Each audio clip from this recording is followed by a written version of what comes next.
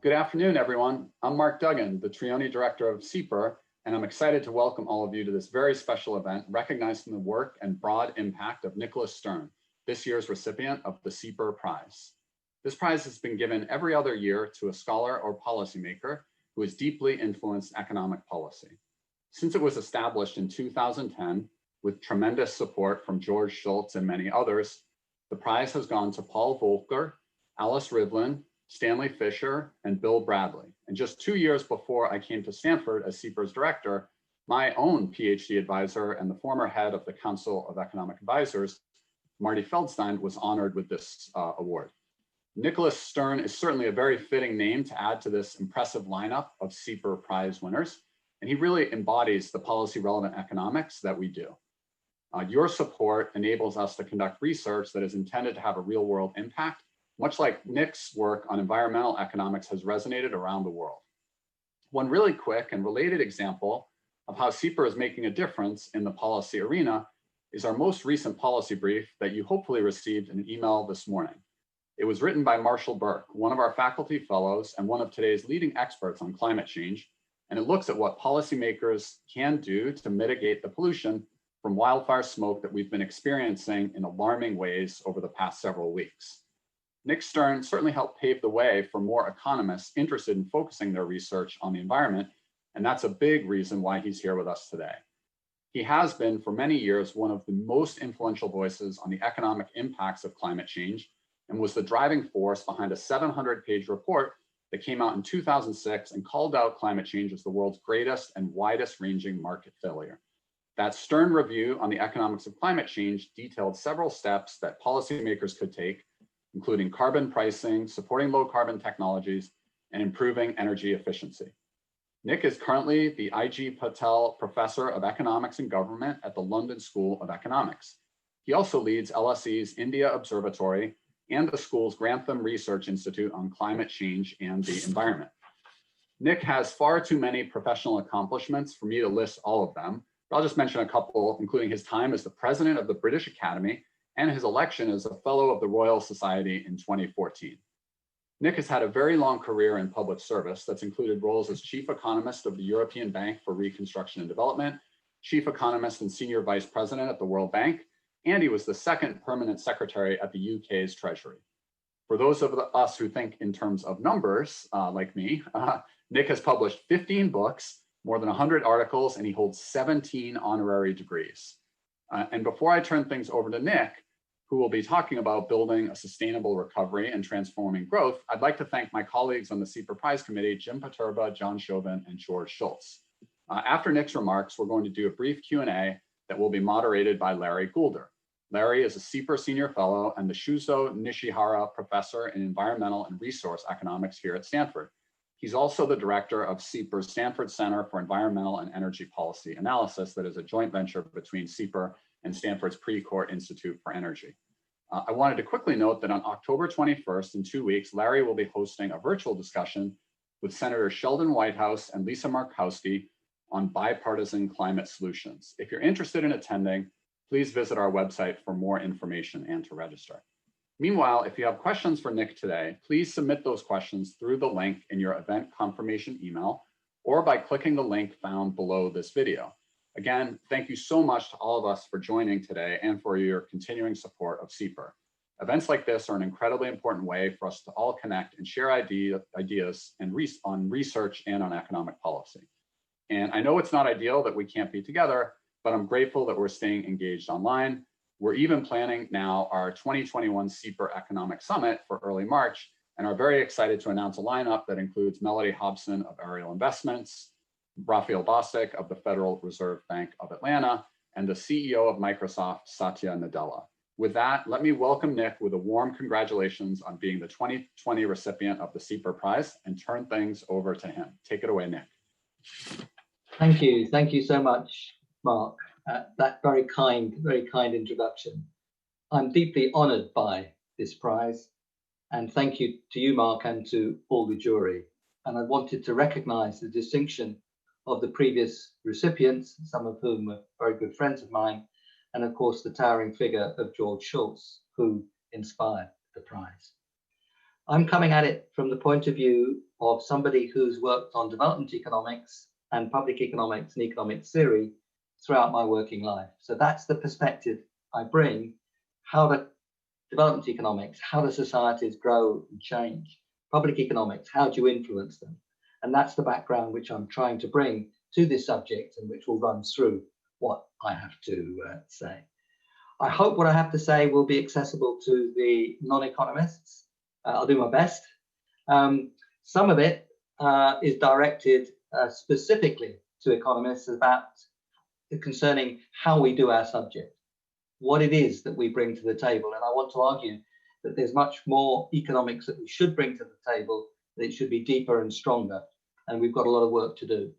But at the same time, we have to act very quickly because there's an intense urgency about this. And that's one of the challenges of public policy. You've got to think and research and try to understand, and you've got to act at the same time. And that's one of the skills of public policy making, which my predecessors had in very large measure. The slides are intended to be read independently of the lecture. So I try to offer through the slides something that you can take away and read subsequently without necessarily having to listen to the lecture. That means that as I'm speaking, I will pull out only the main points from the slides and not go through them in any detail. So could we have the slides, please? Thank you, Scott. The next slide, please. This is the structure of what I have to say. The science and technology underpin everything, so that's where I'll begin. And I'll express it, given Mark's introduction, I'll express it as what we've learned in the last 14 or 15 years since the Stern Review. The longest part of what I have to say will be the economics and public policy of immense risk, urgent action, and fundamental change. This is not the economics of just comparing two equilibria and asking which is the better, having shifted from one to the other through policy. Then the last third of what I have to say will be, so what do we do now, given that we've got crisis around COVID and an enormous challenge of transforming our economic system so it's much less damaging, is sustainable, and can give us rising living standards. Next slide, please. So let me start with the science, and let me remind you how the greenhouse effect works, because that shapes the whole story of what comes next. We know that some gases, notably CO2, oscillate at a frequency which interferes with the infrared, which is coming back off the Earth's surface. That means that energy is trapped, and it means that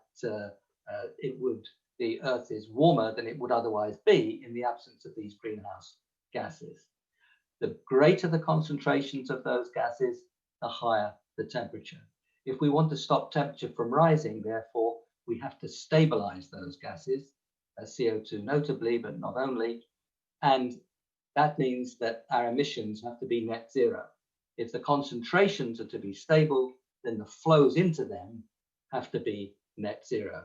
That's the significance of net zero. The earlier we get to net zero, the lower the temperature at which we stabilize. And that is absolutely crucial. The temperature at which we stabilize will have enormous effects on what happens to us. We are already 1 degree centigrade, average global surface temperature, above the end of the 19th century, a standard benchmark. We're already seeing, and the reference to the fires in California are very poignant here, we're already seeing how severe the impacts of climate change are just on 1 degree. Try to think about, or try not to think about, 3 degrees or more. We haven't been at 3 degrees for 3 million years on this planet. Homo sapiens has been here only for 1/4 of a million years. Sea levels were at that time, when we were at 3 degrees 3 million years ago, 10 to 20 centimeters, sorry, 10 to 20 meters, 10 to 20 meters higher than they are today. So the difference between 1 degree and 3 degrees is absolutely enormous.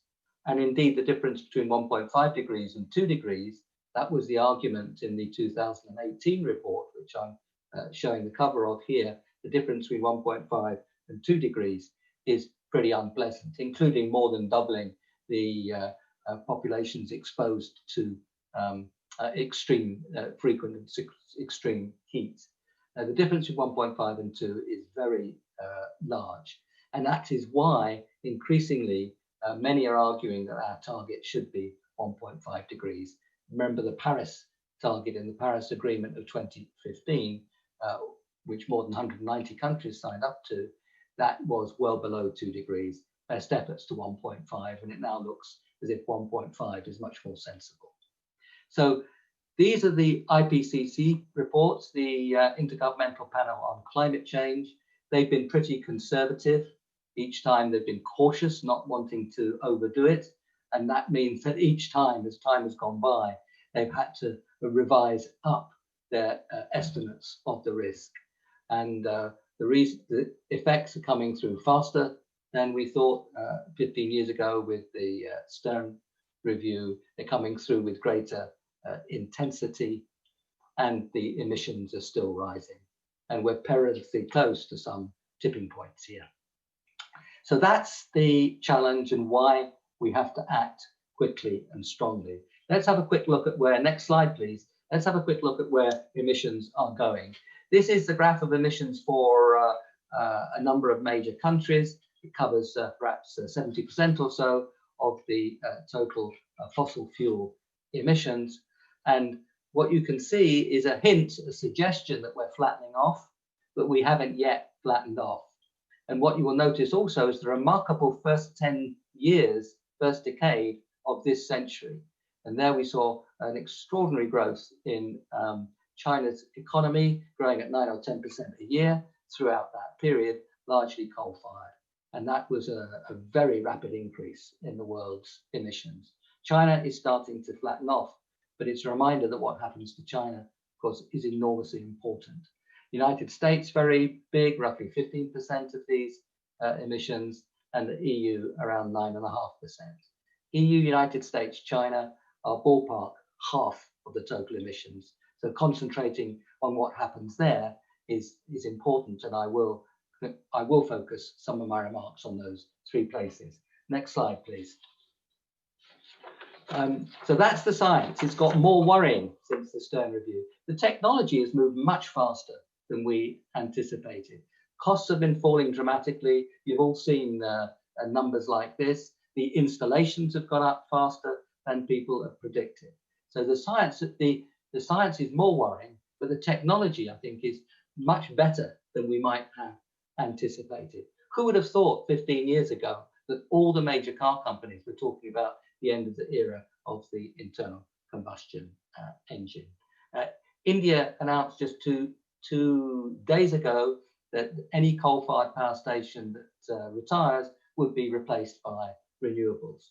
In the auctions in India over this year, for the supply of electricity, round-the-clock solar has beaten any fossil fuel sourced electricity without a carbon price and with no subsidy. The technology has changed remarkably, and certainly for power now, the fossil fuels are pretty well at the end of their competitive life, and it's the renewable prices that are still falling.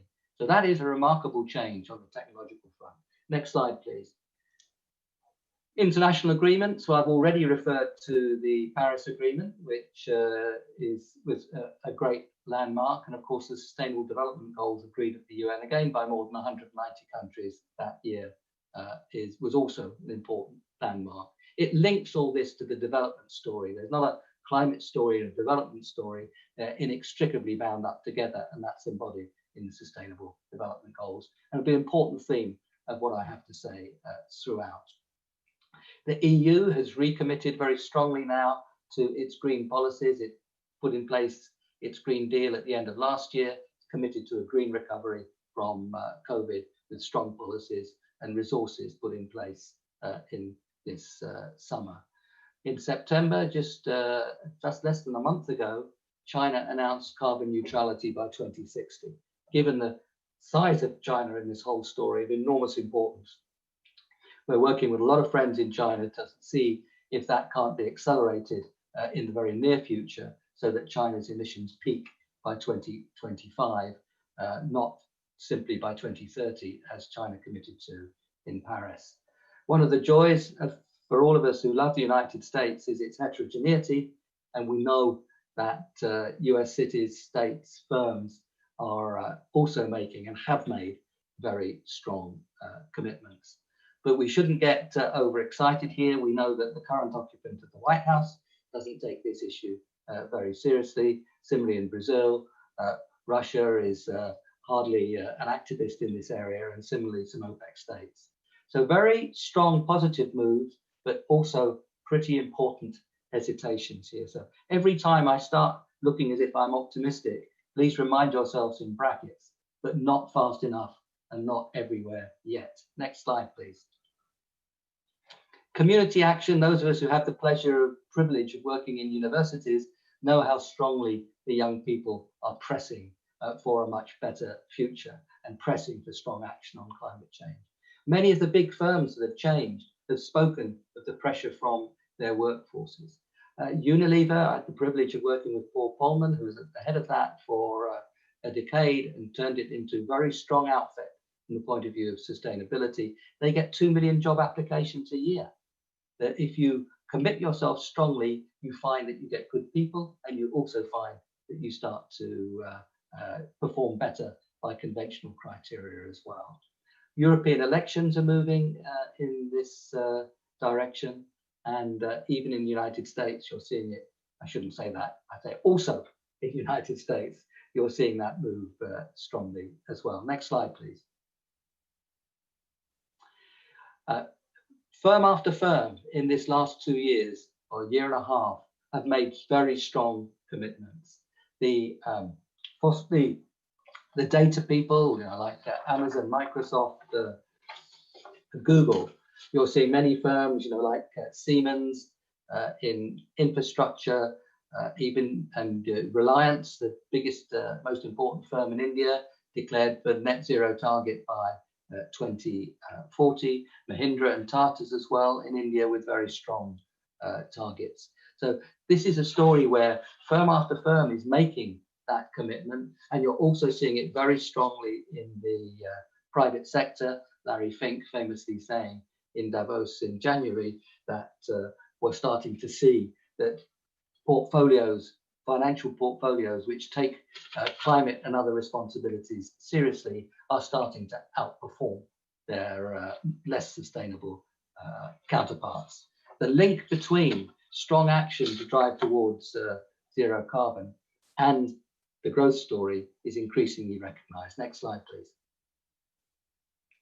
So let me move fairly rapidly, but I hope importantly, through some of the economics. Next slide, please. The first point I want to make here is that we have to decide what kind of direction we're going in. How do we tackle this problem? How do we set out that strategic choice? Well, like what we try to do and what we should try to do, in my view, is to try to understand as best we can the immense risks, even though they're not always very easy to quantify. We take a look at what we can do, including at the technologies, and we try to work out in terms of consequences and what we're able to do, what a sensible path would look like. That I would describe as a strategic choice in the face of immense risk. It's not a very narrow optimization model, which tries to capture just a few of the issues. It's a very broad strategic choice. And that, I think, is the sensible way to look at it. And it takes us to targets like the Paris target of well below 2 degrees. Then the challenge in economic policy is to try to get there in a way that improves well-being as best we can, drives economic growth, pushes down poverty, is as efficient as we can be in the use of resources, pulls technology through and so on. And then that's the challenge. That's the specific economic analysis, which has to be detailed and careful and very data intensive. Next, it's very important to understand the market failure associated with greenhouse gases, and it does require a tax for carbon. If people are allowed to pollute the planet, do something very costly without facing any price or consequences from that, then many of them will overdo that. Many of them will cause extreme damage. And that is a fundamental insight from economics, but it is not the only insight from economics. So I don't want to downplay that insight, it's fundamental. But what I do want to do is stress the other insights. One of these insights is that we don't have a full set of futures markets.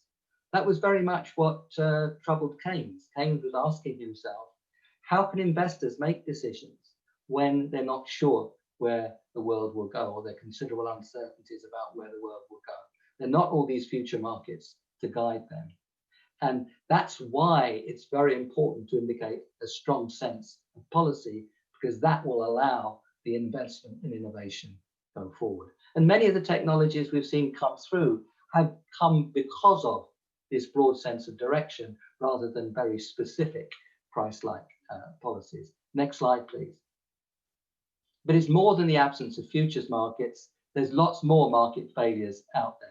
Number one, always begin with this one, is the greenhouse gas externality. And I did begin with that one. But research and development, if I come up with an idea of how to do things, other people get benefits. That's particularly important in this context when we're in a hurry, and if people use my idea, they actually reduce greenhouse gas emissions for everybody.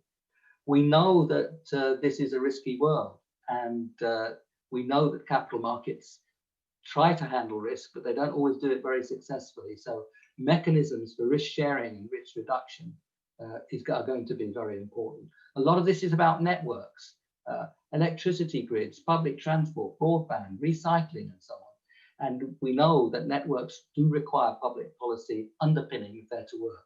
Not public ownership necessarily, but they require public policy underpinning. Information is going to be very important. So we should be requiring people to label very clearly and to increase awareness of technology. And lastly, there are the co-benefits here, which is a flat word, but think of air pollution.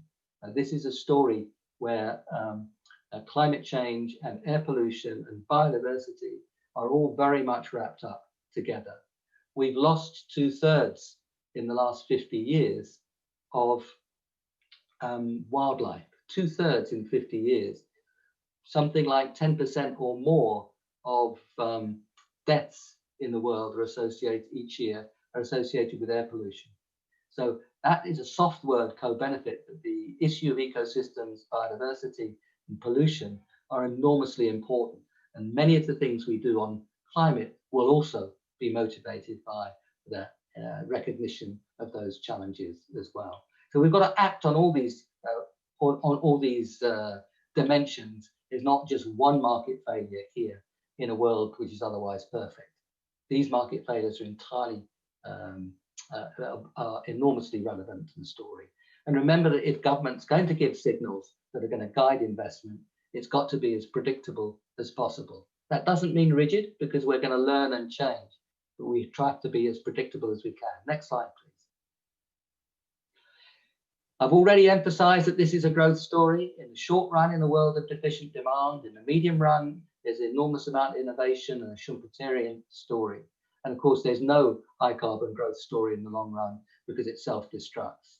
But we have to build into this growth story adaptation and resilience, because there's a lot of climate change on the way that we're going to have to deal with. We can, and there are many examples of how we can put growth and development, emissions reductions and resilience together. There are strong job opportunities in this story, but at the same time, there's going to be a dislocation of work and changing relative prices. So we've got to look at the just side of it, trying to give everybody a chance to take part in the new opportunities and get the gains we get from fixing these market failures and moving to more efficient and dynamic systems. So this is a growth story, but there's a lot of subtlety in how we're going to try to manage that change, including adaptation and resilience, and including the dislocations that come with it, so that the job opportunities come to dominate the story. Next slide, please. Now, before I just say something about technology, let me underline the meaning of sustainability. Sustainability means offering to future generations opportunities at least as good as our own, assuming they behave similarly to those that follow. That will depend on their physical capital, clearly, their human capital, their health and education, the natural capital, our land, our forests, our oceans, and our social capital in terms of the quality of our institutions, the cohesion and the inequality. Growth theory of the last century focused on human capital and physical capital, the technologies that brought them together.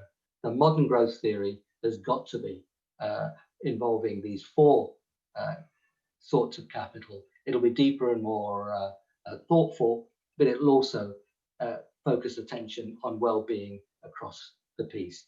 And technological change, of course, will be vital to this.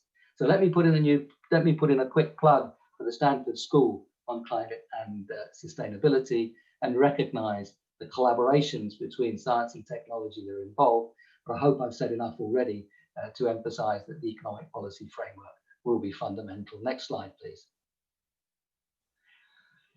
The technological story I've already emphasized. I haven't got time now to go into great detail, but there are enormous opportunities here. In digital management, just to emphasize the one of them here, the iPhone's only 13 years old. That came after the Stern Review. Think now how we can manage systems in ways which we couldn't imagine then. The big systems, land use, cities, transport, energy, we on the whole don't do very well, to put it mildly, in managing those systems. Our land use is very destructive, with soil depletion, poisoned rivers, deforestation, and so on. And there's so much we can do with good management, good policy to work those systems well.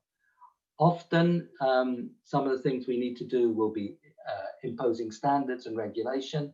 Just think how quickly we pulled through new methods of lighting, including LEDs, when we banned the incandescent light bulb in Europe. There's so much we can do there, and the technological story at center stage. Next slide, please. The macro story, again, I'm trying to pack a lot of economics in here, but we have a world with great investment potential and strong savings. The challenge will be to draw through the investment potential and bring the right kind of finance to the right place at the right time. And that story of fostering the investment and innovation we need, making sure the finance is there, making sure the policies are sound and credible, that's the story, in my view, that economics should be tackling. That's at the heart of the economics of climate change. Next slide, please. This is just a remark of where we should, something we should, in my view, leave behind. There's a big collection at the moment, and has been for 20 years or so, which was quite helpful at the beginning, of what we call integrated assessment models. But looking back, I think they have not taken us towards the basic central questions that we need, which is how we foster the innovation and investment necessary for fundamental change. In looking inside those models, they badly downplay the risks. I mean, for example, you get losses at 5 degrees centigrade, some of Bill Nordhaus's models, of 5 or 10% of GDP. 5 degrees centigrade, we would have devastated big parts of the world. The idea that that captures the kind of risk we're talking about cannot be credible. They have diminishing returns to scale in many of them, and very slow change of technology. That's in violation of what we're actually seeing and witnessing. And their approach to discounting doesn't take into account the major risks, or doesn't sufficiently link discounting to the major risks we face, nor to basic ethics around how we value people coming at different times. But let me leave that story there and move on and just spend my last couple of minutes on what we now do. Next slide, please. Next slide, please. So let me just make 2 points on in relation to this slide. The first is the magnitude of the employment loss, particularly in the developing world. They've been hit not only by the virus and the health issues in the context of having weak support systems or weak health systems, but also capital flight, reduction in emissions, falling commodity prices, and so on. The situation there is, in so many of them, is deeply, deeply troubling. And we know that extended periods of unemployment can destabilize politics and society. So we should commit ourselves to rapid action. We should also commit ourselves not going back to the old normal. It was deeply dangerous, and it included high probabilities of the pandemics that pandemic we are experiencing now. Next slide, please. We can come out of this by investing strongly in just the kind of sustainable investments that I was emphasizing before. So many of them can be done quickly, they're labor intensive, and they have high economic multipliers, along with the environmental co-benefits. Think about retrofitting inefficient buildings. Think about making cities more friendly to cyclists and pedestrians. And think about natural capital, restoring degraded land, investing in our forests and so on. This is a moment where we can show that a sustainable recovery is a strong recovery. Next slide, please. So let me move now to the final 1 or 2 minutes of what I'd like to say. Next slide, please. We have to, as I've emphasized, mobilize the capital, mobilize the investments and the innovation. That will be a picture, we'll need a picture of where investment should go, and most of it will be private sector, so we're going to have to work closely with the private sector on understanding what's possible, looking at the constraints, looking at the kinds of policies that can draw the investments through. I've already emphasized, particularly carbon pricing, regulation, and so on, key measures that can drive that policy forward, and we have to look to the financial sector to tilt strongly towards the sustainable. And through, for example, the Task Force on Climate-Related Financial Disclosure, which sets standards for disclosure of climate risk, we are beginning to move in that direction. Next slide, please. As someone who's been chief economist both of the EBRD and of the World Bank, understandable that I have some confidence in what the multilateral development banks can actually contribute. And that's something I think which will be enormously important. They can act on policy, they can to reduce risk and to tilt in the right direction, working of course with governments. They can reduce risk, carry risk in a way that allows the private sector to come in strongly. We should be expanding those MDBs. That will be a big part of the action, and they're tremendous value for money, because Keynes showed us just how much you could get from the MDBs through his idea of paid in and callable capital. You pay in a certain amount, you promise to pay in a bigger amount if it's necessary, if it's called. It never has been called, but that allows you to borrow against your total capital and increase your financial flows very strongly. They're great value for money. Expanding the MDBs, they'll have a central role in the coming decades.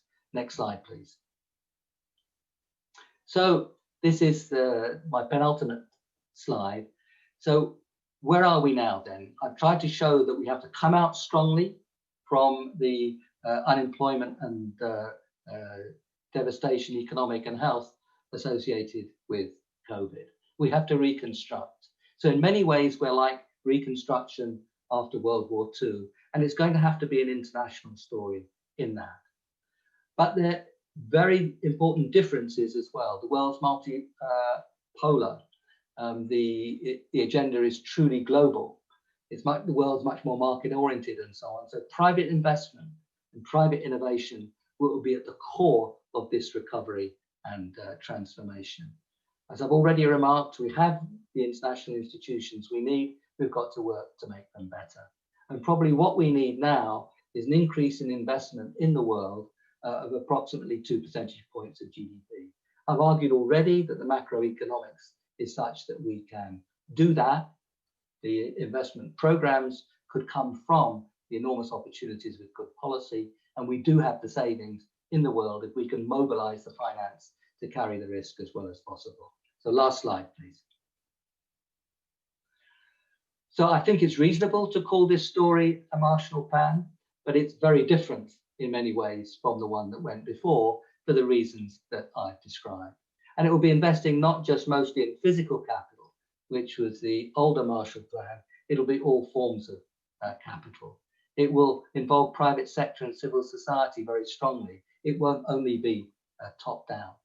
But I believe that if country by country, we can put these new deals, if you like, or green deals in place, it's there in the European Union. It's there, I think, coming in the UK. It is moving in China. And I hope very much it'll move in the United States as well. So country by country, we can put this together. I think we really can make the transformations that we need. I'm enormously optimistic about what we can do, but I worry deeply, deeply about what we will do. Optimism about what you can do is a fundamental prerequisite to showing and persuading around what we will do. But we may well make a mess of this, but our task as academics, communicators, economists, science technologists, university people, is to show what can be done, how it can be carried through, and why we have to do it. So thank you very much indeed. And thank you again for this great honor. Thanks so much, Nick, for that incredibly informative and inspiring presentation. We have received quite a few inquiries from the virtual attendees about the slides, and we will make those available. I believe that we'll be sending those out afterwards to all who attended, or we'll give you instructions about how you can obtain them. So thank you so much for that. And then now we're going to, in just a minute, transition to a conversation between my friend and colleague, Larry Goulder from the Economics Department and from SIEPR. And then after Larry and Nick have a discussion of about sort of 15 to 20 minutes, then I'm going to pull some questions from the audience. And we've had quite a few questions come in already, but please send in your questions for my part, so that I can, sort of, if you have things that you would like to know, and I'll do my best to get to all of them. But with that, I'm delighted to hand things over to Larry Goulder. Larry, take it away. Well, hi there, Nick. Let me also extend my congratulations to you for having earned the SIEPR Prize.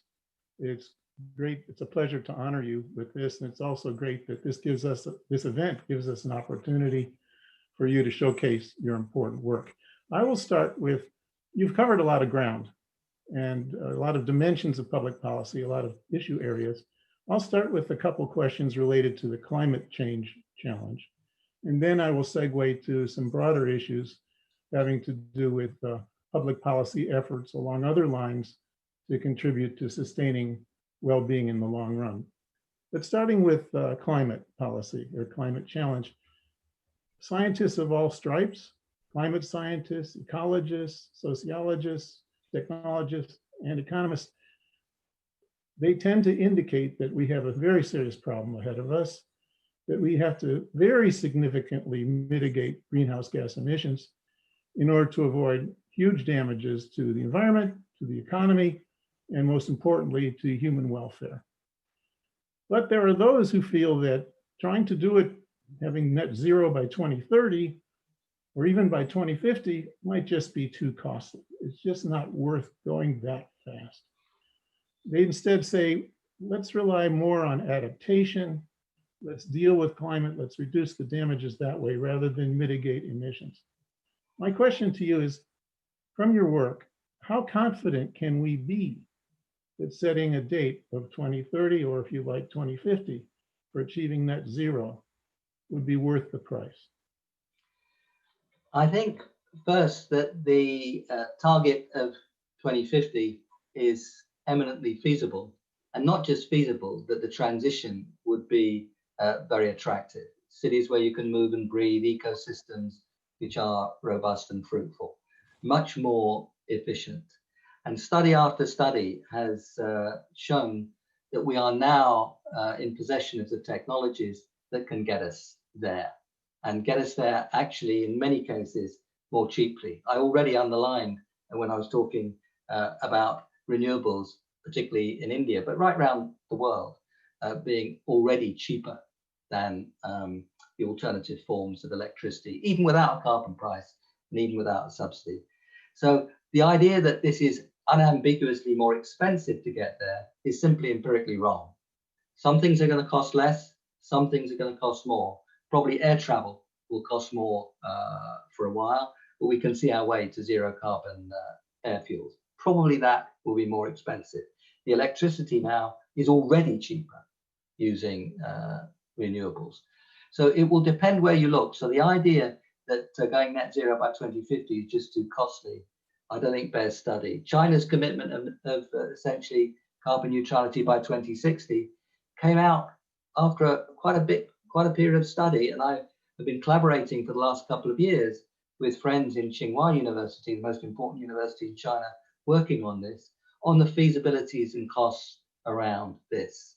So some areas more expensive, some areas cheaper, all areas cleaner, much of the city is less congested. So it's actually an attractive story. So can we afford it? Absolutely, it's a much better way of doing it, and you can't afford not to do it. I think going net zero by 2030 is really tough. And I haven't seen studies which give us a very clear way to getting there, whilst at the same time protecting living standards and so on. On the other hand, aiming for 2050, we're going to find out a lot on the way. If we aim strongly and in a committed way for 2050, I reckon we'll get there before. Let me stick with this issue of mitigation, assuming that very significant mitigation is needed. Although from your talk, I gauge that you also feel that alongside mitigation, there's a significant role for adaptation. Economists and others, policy analysts, tend to focus on a carbon price as a key element of dealing with the climate problem. But one thing you mentioned is that there are other market failures, and that other market failures justify using other instruments as well. And one of those other market failures you mentioned is that related to RD&D, that is research, development, and deployment, which I call the innovation market failure.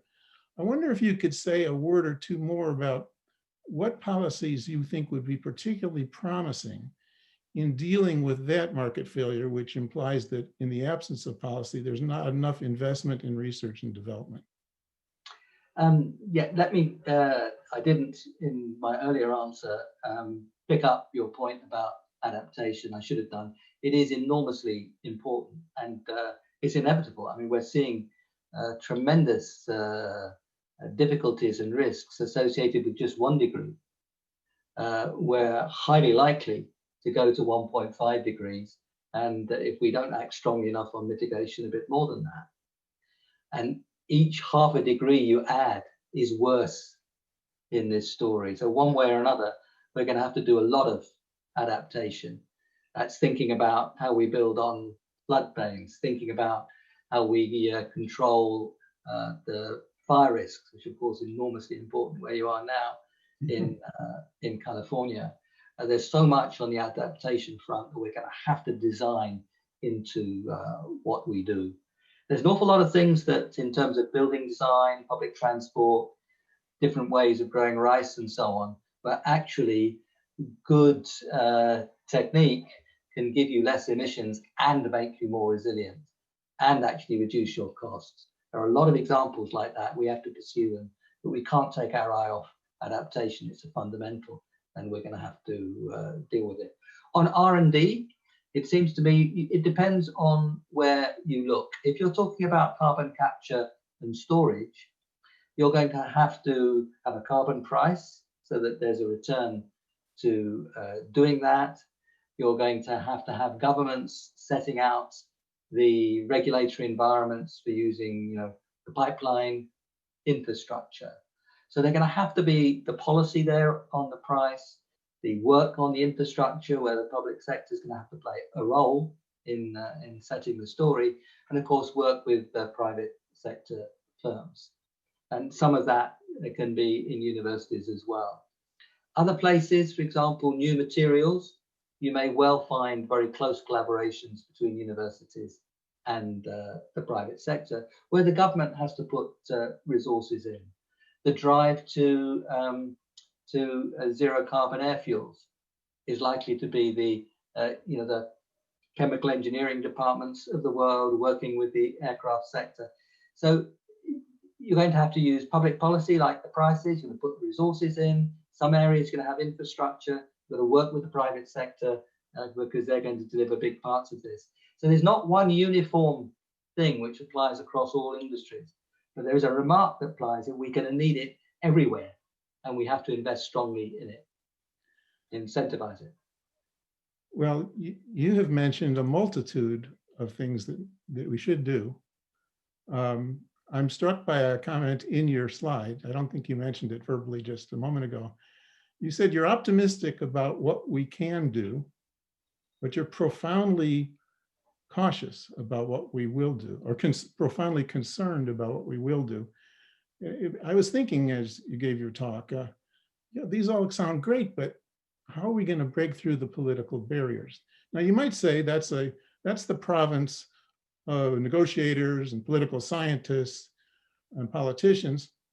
But I'm wondering, since SIEPR focuses a lot on economics, what can economists do? And can they do anything to design policies that are more likely to grease the squeaky wheels, appease some stakeholders, and break through the political filters? Because all of these great ideas in the world won't count for much if they don't get implemented. What can economists do anything in their design of policies to enhance political feasibility in a significant way? Yes, they can, and they have to think particularly about the distributional consequences of anything that they suggest. You know, who pays up front? I mean, the benefits from doing this are absolutely clear. If we have all these markets functioning badly and we get the markets to function well, and we set off on this new path, the benefits are really there. But the question is then that are there some people who are going to be hit in this story, dislocated in this story? And the answer is yes, there will be.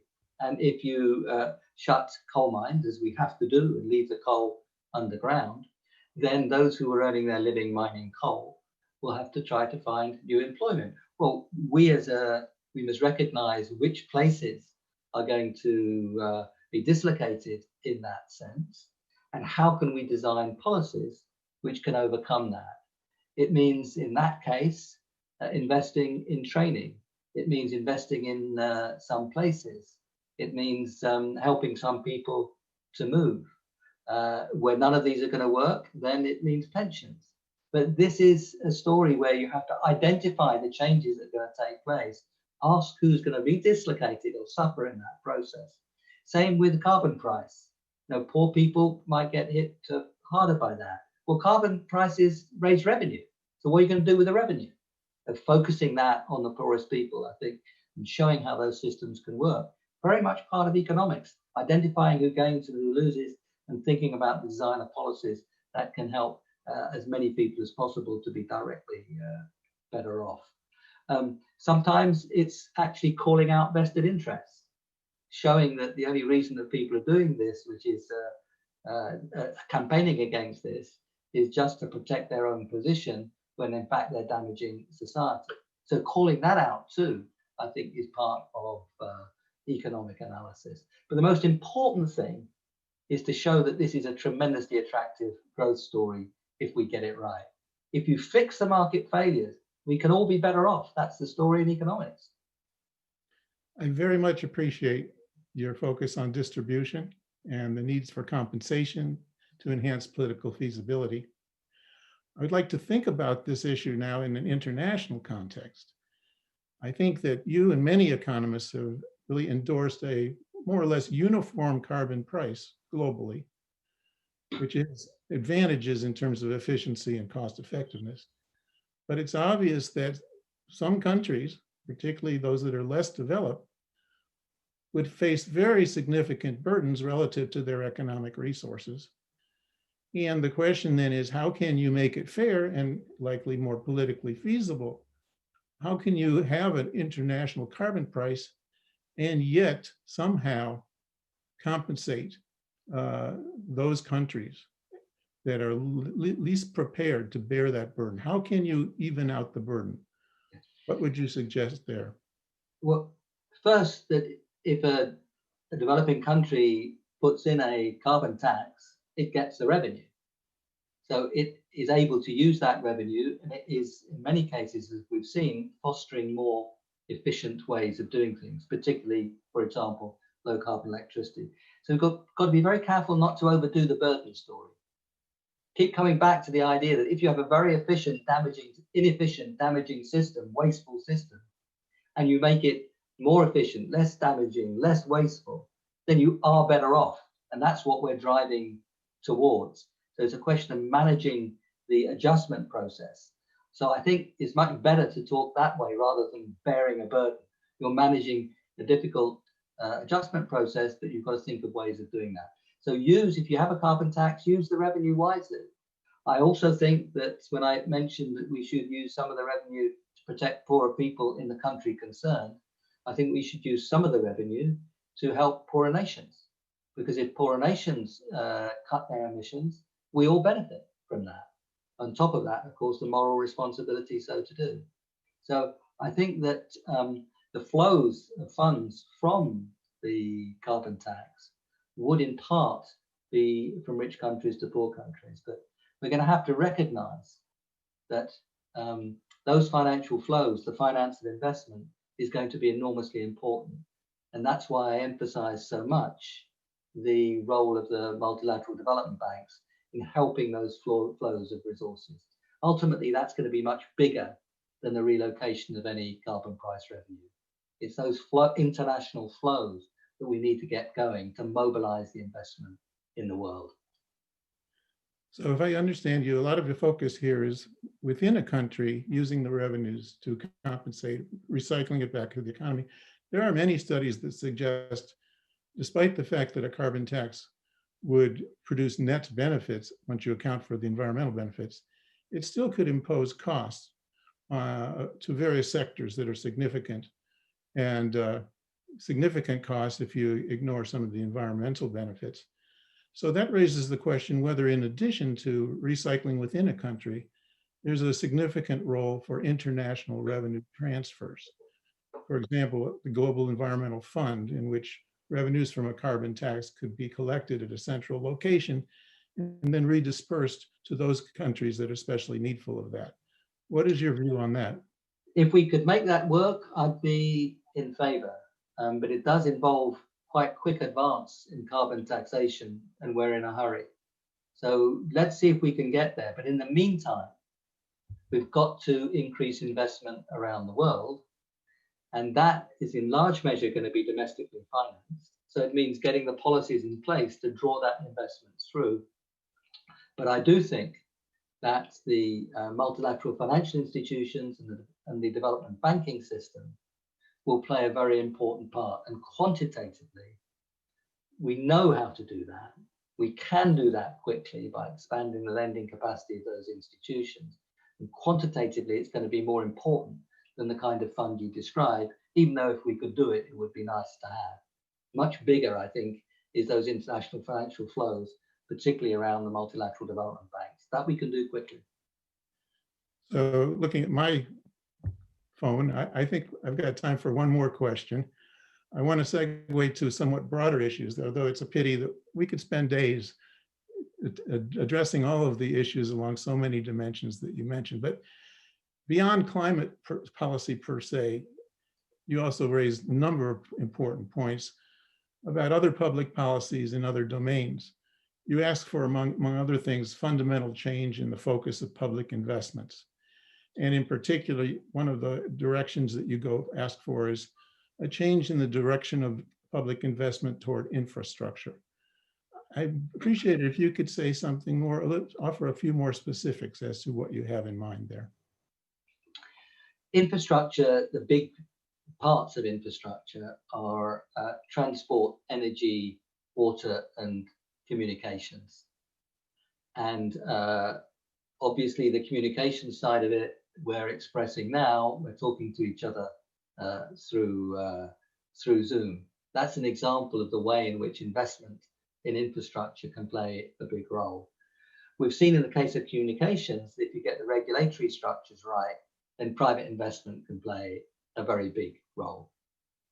If you look at transport and if you look at the railways, then in many countries of the world, it is more effective to run at least big parts of the railways in the public sector. And the performance of railways run in the public sector. I mean, look at the United States railways. You could hardly, the United States got so many things going for it, but the first thing on your list wouldn't be the railways. But if you look at Europe, if you look at China, you know, the railways are performing enormously well. I always do better, but that is something which is going to involve public sector investment. The running of our cities are likely to be populated by electric vehicles of various kinds, from scooters to bicycles to electric vehicles. Many of those will become autonomous in the sense of being managed by a system rather than uniquely by the driver of that vehicle, because you can reduce safety and congestion so much if you go in that direction. And we can see increasingly how to do it. And that will be a public-private story, the way that works. So communications, I've given an example, a lot of that will be private, it will need a regulation. Railways, a lot of it will be public, and it's a crucial part of the low carbon story. And then you've got the autonomous vehicles, a mixture. So these are examples of the kinds of investments that we have to make. I touched quite a bit on electricity, energy in the rest of what I have to say, so I won't add to that now. Well, thanks very much, Nick. Let me turn the podium back to Mark, but the virtual podium. But first, congratulate you again. And also, I wanted to thank you for your plug of Stanford's new initiative to set up a School of Sustainability. Thanks a lot for that, too. Let's continue some of the conversation there, right? Yes. Thanks so much, Larry and Nick. That was terrific, and I just want to say we've got some great questions that have come in from attendees, and we're not going to have time to get to all of them. But one common theme among many of the comments and questions is just a congratulations and a thank you for all the work that you've done in trying to highlight this. This is an issue that is near and dear to the hearts of many people in the SIEPR and broader Stanford community. And yeah, just I can tell from the comments that we have received just even during this presentation, how grateful people are to you for putting this issue front and center for so long. So it is, and I'm especially excited to see some great questions from SIEPR supporters and others in our orbit, but I see a bunch of questions from students, which I'm really excited about too. So this is, as you know, an issue that students care a lot about. But I'm going to start with a question concerning looking here in the US. So 4 weeks today, it is plausible, though not 100% certain, that we will know whether there is going to be a change in the administration. So the election is in 3 weeks and 6 days. And so it's possible that on November 4th, 4 weeks from today, we'll know who the new administration is. And so this question is, if the US does get a new administration, what would be the one step it could take to move forward towards a more sustainable environment? Is it to become a signatory to the Paris Climate Agreement, or is there a different step forward that you would recommend? Yeah, you know, economists don't like having just one thing, but I think the commitment of the United States to change in the United States is the most important thing. If the United States set a target of net zero by 2050 and showed what it was going to do in the next 10 years, because this 10 years is decisive in terms of programs around energy, transport, particularly the efficiency of buildings, waste, land use, those would be the big stories. So commit to net zero by 2050. I'm sure United States can beat China on this and show what it's going to do in the next 10 years. And as you set it out, you start to see how attractive this is going to be. Nobody wants congested, dirty cities. No one wants degraded land or poisoned rivers. We all want to do things more efficiently with less waste. We can see how to do all this now. And this story of how you get there is not, oh God, there's a big burden here that we have to try to manage as best we can. It's to say, this is where we're going. This is how we're going to invest now in the next 10 years. And we're going to show how attractive it is. So I think first and foremost, the commitment to what the United States is going to do. It's very easy to sign up to Paris. Actually, the technicality is that the United States doesn't leave Paris until formally November the 4th, the day or two afterwards, because in the Paris Agreement, you know, you had to wait 3 years after ratification. So Paris Agreement was at the end of 2015, and you couldn't start the process of withdrawal for for 3 years, and then you had to give a year's notice. So 1 year at the beginning for ratification, 3 years before you could do it, 1 year of notice. That takes you to at the end of this year, just after the election. Literally November 4th? I'd have to check. It's the 4th or 5th, I think. But it's right around then. Wow, that's very. So, I mean, yes, the United States would come back into Paris under a Biden administration. I mean, Biden said so.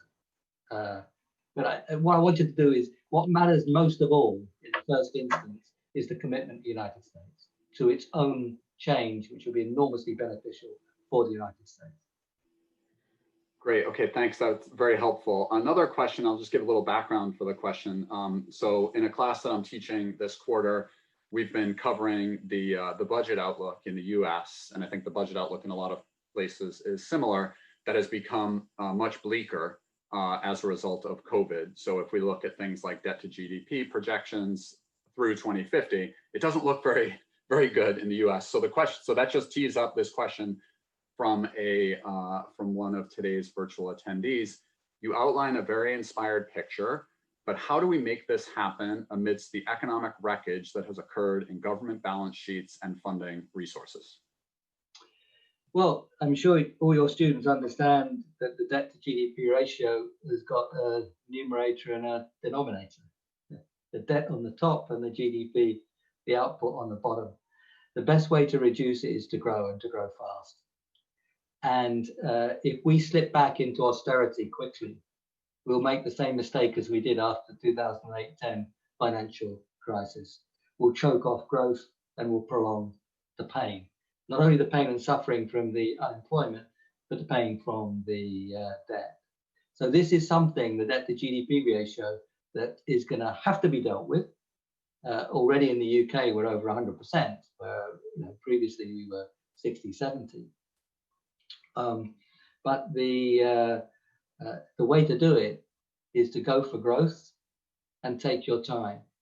I haven't looked at the numbers in the United States, but in the UK, I would strongly recommend taking 10 years to close that. You're much more likely to close it successfully if you give the time for the growth process to kick in. Great, thank you for that. And while we're on the US, and we can go global in another question or two, but while we're on the US, one thing we hear a lot about in the US right now is the Green New Deal. And the idea of a 21st, so from one of the attendees, the idea of a 21st century Marshall Plan has similar calls to the Green New Deal in the US. And no worries if you're not familiar with the details of this. It's a bit it's not that it's super crisply defined, but do you think the Green New Deal, or what you've heard about it, goes far enough? And if not, what could be taken even further or scaled back? Do you have a sense for that? Yeah, what I know of the US Green Deal makes a lot of sense to me. Just as the original, Roosevelt Green Deal made a lot of, well, it wasn't a Green Deal, the New Deal, the Roosevelt New Deal made a lot of sense. And it's very interesting that under that story, there was a reconstruction finance corporation as well, of the kind I was describing, that we needed the national development banks alongside the international development banks. I think a good analogy, a good way to look at the moment is what the European Union has set out. They've set out very strong growth packages. France and Germany have added to them, and those packages have been focused on green activities, on efficiency, and on just transition, on looking after the dislocations. And that balance seems to me to be a good balance, with an attempt to get the financial system behind that story. And the European Investment Bank will play a very big role in the European story. And I hope, I'm trying to persuade the government to put in place a national investment bank in the UK, because those national development banks can have an enormous effect on what the private sector can do by taking some of the risk. They should be banks not to replace the private sector, quite the opposite. They should be banks to enable the private sector to take on the kind of risks we're talking about in these major investments. So I shouldn't sit here and say I've studied the US Green Deal proposals very carefully, but I do think the kind of balance that's been put together in Europe makes a lot of sense. So does the way in which it's financed. Terrific. Now, looking outside of the US, question for you, getting a little bit to the distributional issues that you and Larry touched on in your discussion. What do you envision for the future of OPEC states when oil and fossil fuels are no longer critical to the global economy? Well, the value of those reserves is already falling. And so there is a major adjustment that is going to have to be made there. A number of them are looking to renewables. It so happens that a lot of those are rather sunny places. And it may well be, and indeed it's more than may well be, Saudi Arabia, for example, is already moving quite strongly into renewables. If you're well endowed with sunshine, then you can make and store the energy, could be through hydrogen, of course, and become a different kind of exporter. So I think to move to new technologies is something that many of them are already doing. But if the value of your main export goes down, then you have to start looking for something else. And that's kind of normal in economic development. And you can't compensate for all of that. That's the facts of life have changed. But at the same time, you can work to try to help to make those kinds of transitions as smooth as possible. And finance and technology will be big parts of that story. Terrific. Super helpful. Another question, and totally understood if you don't have the background for this, but from one of our supporters, first and foremost, another lot of congratulations, by the way, on the prize. But this attendee is curious as to your opinion of the work of Bjorn Lomborg. He has addressed climate change from a somewhat different tack. And do you have any agreement with his perspective, any major disagreement, or where he is off base? And so that's the question for you. So you know this person. I know him, and I don't find his work very useful.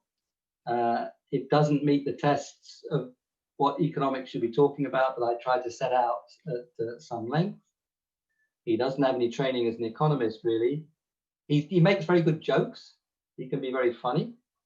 But in terms of substantive contribution, I struggle to find it. Okay, helpful. And let's see, next question.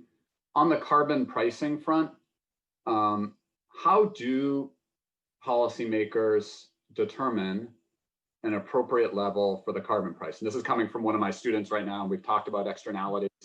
And how do we measure the long-term economic costs and benefits of carbon pricing? And of course, there are health effects too. So is that something that environmental economists and others, health economists, should be rolling up their sleeves and trying to figure out, is the social cost of carbon X dollars or 2X dollars, or do you feel like we kind of have enough information there?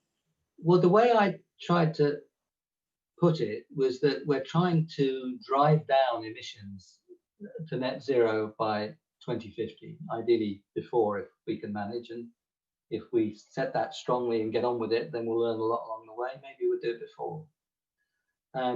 So that says that the carbon price should be set in a way that encourages you to get there in that time frame alongside the other policies. We should check that it fits with a social damage story. But the way I've set it up is not actually the social damage approach to carbon pricing. It's the investment technology driver approach and saying, what do we need to get there? Now, if we've done our jobs well, it should turn out that that fits quite well with social damages. That would be a super well organized economic system, but it's and good if it does, but that's not the way I set it up. But if you're trying to indicate the damage from activities, to try to understand the nature of that damage and what you should do about it, that does seem to me to be a very valuable activity. So if we can understand the role of fossil fuels in air pollution and see the kind of human damage that we see from that, with several million deaths a year linked to air pollution, and a big part of air pollution comes from the burning of fossil fuels, that seems to be an empirical study of real value, because you're understanding then the benefits to health of policies that you're trying to pursue. If it turned out that those benefits from health were even bigger than you thought, then you may want to move still more quickly on those particular fronts. So that kind of analysis is very useful, notwithstanding that I've been advocating a investment incentive and technology incentive approach to carbon pricing. Wonderful, thanks so much. And I think we'll probably only have time for another question or two, but just let me, and I apologize to the many people who sent in great questions and we didn't get to all of them. I did my best to sort of grab from a bunch of different areas, but this is an interesting question. To what do you attribute the woefully inadequate response by individuals, corporations, and governments to your important work? Well, I'm sure there are more people to listen to than just myself. And remember where I started at the beginning. We're seeing in the last couple of years from corporations around the world a very big change. Whether we look at engineering, retail, finance, and so on. And that really is something of the last couple of years. And in many places now, firms are getting out ahead of governments in terms of their commitments. They're committing themselves to net zero targets well ahead of 2050. So I want to emphasize two things. One is we're not going anywhere near fast enough. So in that sense of woeful, then it's woeful, but we're not going anywhere near fast enough. But on the positive side, momentum is building. There really is something to build on. And I think the public discussion over the last 10 or 15 years has been enormously important. And I participated, but so many other people participated in that public discussion. Also, what's changed is that now the students coming into our universities have been taught about this at school for 10 years. They know what the greenhouse effect is. They have already thought about the consequences of different rises in global surface temperature. They've started to analyze the consequences. So that, I think, is not something you would have said about the students coming through 10 years ago. But now the students coming through, I hope in the United States, certainly in Europe and other countries, have learned about this. So I think their choices, their insistence, the movement of young people in the last 2 or 3 years has been a very important part of this momentum. So yes, to the nice person who asked the question, we've moved much too slowly, but I do think the pace is picking up. And it's this kind of discussion, it's building a Stanford School of sustainability, acting the same way as in the UK, but also the leadership of firms that I think can take that momentum and accelerate it to where we need it to be. So I'm not despondent, but I am worried. Okay, I'm going to ask one more question. I probably shouldn't. We're pushing up, but I just maybe you can aim for a quick response to this one from another one of our students here. Is there a particular form of renewable energy that we should prioritize in order to achieve net zero emissions? I think solar and wind with storage, solar and wind plugged into systems which are well managed to even out fluctuations and flows, they look to be the most promising. Those costs have come down enormously. They're still coming down.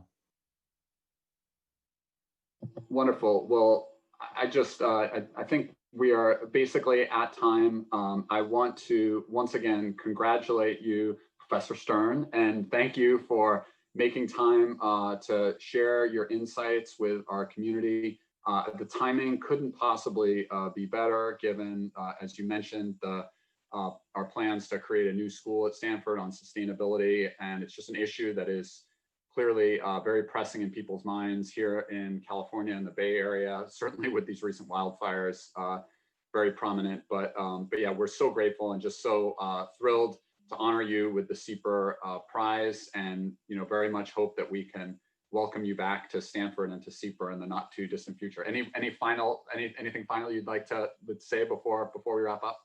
No, thank you so much for this great honor. I'm keenly aware of the distinctions of the people who came before me in this, and thank you to the commitment of Stanford to the whole sustainability story.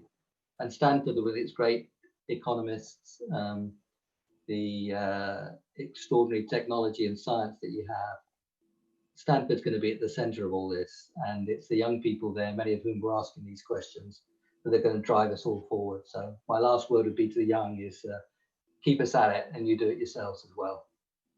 Wonderful. Thank you so much again, and Nick, and thanks to all of you who have tuned in. And we have more events coming down the pike at SIEPR. I mentioned one of them at the beginning, but please feel free to go to our website to see what else we have on the horizon, siepr.stanford.edu. Thank you so much to everyone, and congratulations again. Thank you so much. It's really very good of you. Thank you. Yeah. Okay. Bye-bye.